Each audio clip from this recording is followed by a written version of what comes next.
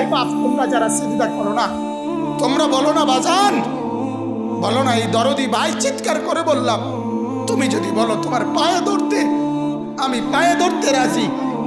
তুমি যদি বলো তোমারে জড়িয়ে ধরে কাঁদতে, আমি কাঁদতে রাজি। তুমি বলো কেন আল্লাহর সাথে রাগ করলা? কেন আল্লাহর সাথে রাগ করলা? কেন আল্লাহর সাথে নারাজ হইলা? কেন সেজদা কপালে জুটলো না?